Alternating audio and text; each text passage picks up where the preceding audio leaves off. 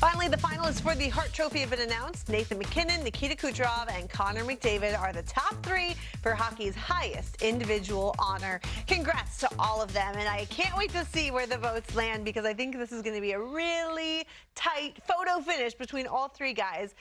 Before we get into all three of them, Austin Matthews left off despite a 69-goal campaign and certainly MVP worthy. Were you surprised at all, or he just couldn't crack the top three because of these right here? I'd be surprised no matter what. If he was on the list, I'd be surprised one of these guys was off it, right? Like, yes, is he deserving? 100%. I mean, Austin Matthews was incredible, but I would throw a bunch of players into this mix. And this was the best Hart Trophy race that I've seen in my lifetime. Wow. You know, I mean, there's so many guys that could have been winners.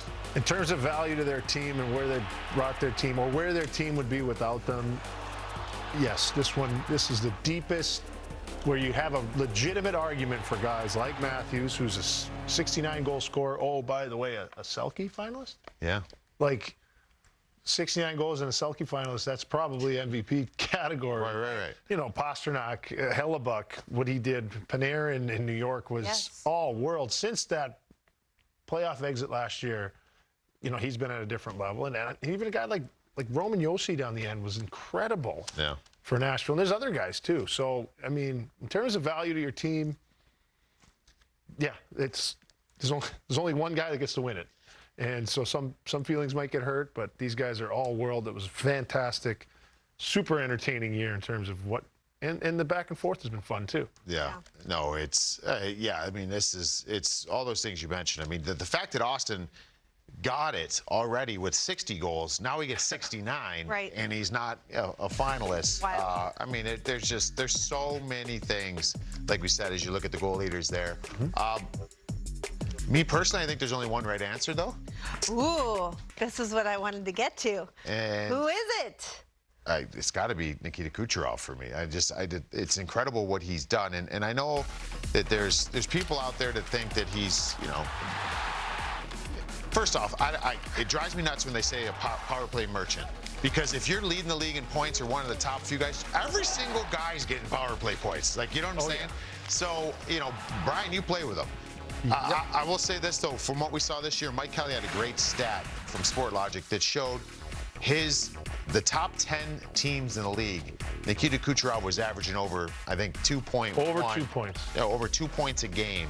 And those other guys, McDavid and MacKinnon, no knock to them. They were down like 1.2 points a game. Their points came down and they played the top 10 teams. And those guys. Kuch's went up. Yes, theirs came down. Kuch's went up, and those other guys were kind of beaten up on, like, you look at the margins on the 5 worst teams, MacKinnon and McDavid. Listen, we're splitting hairs. We're talking about a lot of points here. I'm just saying, Nikita Kucherov, and then you got the 53-point difference on his own squad. That's the guy for me. Yeah, me too. Sorry, Colorado and Edmonton. It's 50, whatever, 53, whatever it is.